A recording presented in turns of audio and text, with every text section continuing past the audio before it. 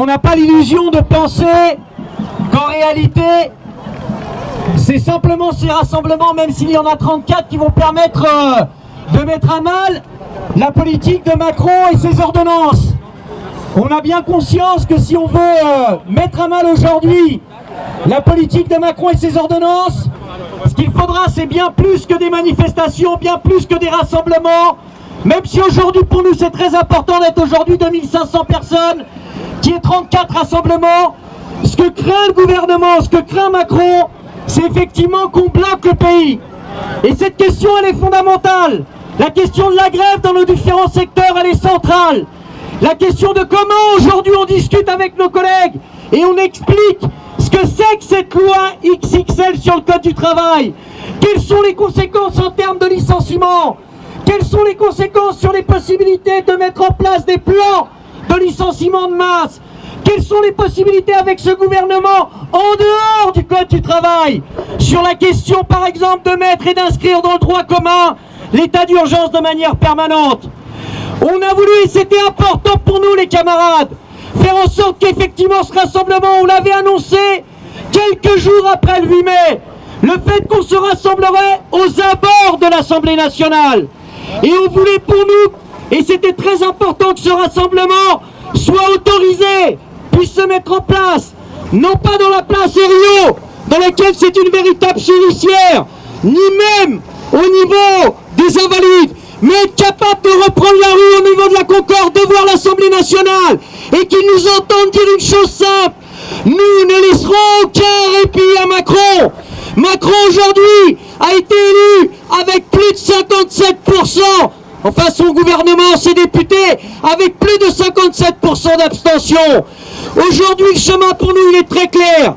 On sait effectivement qu'il faudra en fait des journées de grève.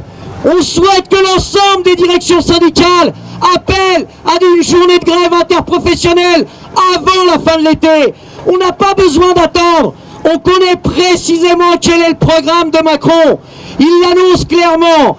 Et de la même manière, il faut qu'il y ait un programme de mobilisation pour notre camp.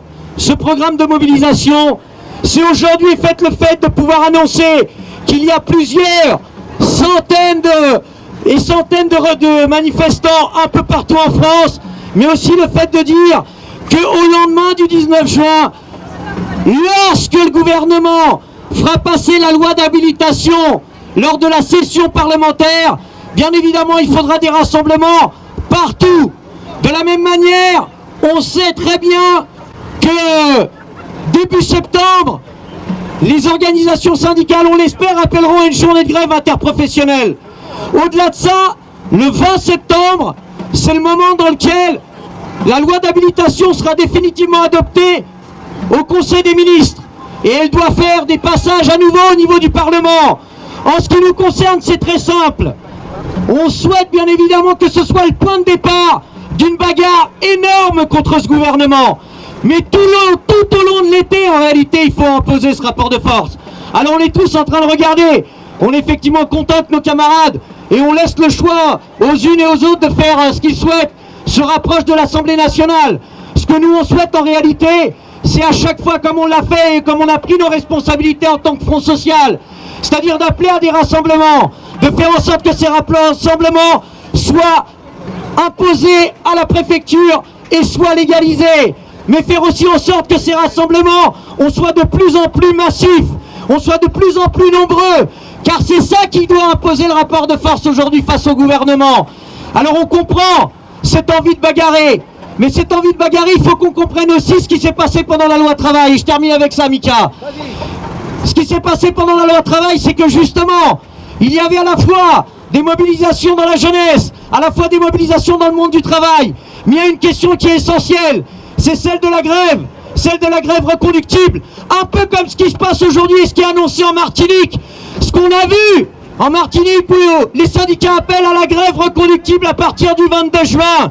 Ce qu'on a connu en réalité, ce qu'on a connu également en Guyane, lorsqu'il y a cette combinaison d'appel à la grève générale, pas en appuyant sur un bouton. Personne ne dit que c'est automatique, mais il y a une chose aussi qui est réelle, c'est qu'il n'y a pas d'esquive possible. Si on veut gagner contre le gouvernement, il faut combiner à la fois la grève reconductible, les blocages, le front de tous les fronts de lutte qui permettent justement de faire plier le gouvernement.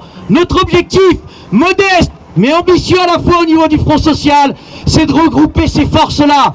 On sait qu'aujourd'hui, lorsqu'on a défendu la manifestation le 22 avril lors du premier tour social, on n'était pas nombreux. Lorsqu'on a parlé du 8 mai, on n'était pas non plus nombreux à vouloir le défendre. On est très content et on veut que ça s'élargisse encore de façon plus importante. On est content que Solidaire ait appelé au rassemblement aujourd'hui partout en France le 19 juin. Ce qu'il faut, c'est que l'ensemble des directions syndicales appellent et posent enfin une date de grève interprofessionnelle. Et bien évidemment que début septembre, à partir du mois de septembre, on suive l'exemple du peuple martiniquais, on suive l'exemple du peuple des Antilles. Ça s'appelle grève générale, combinée au blocage, combinée à tous les fronts de lutte. C'est ça qu'on veut construire. C'est pas qu'on n'a pas envie d'aller à l'Assemblée, c'est qu'on veut que le rapport de force y grossisse. Parce que ce qu'on veut à un moment donné, c'est pas juste compter les blessés, pas juste compter les réprimés, mais enfin compter les victoires.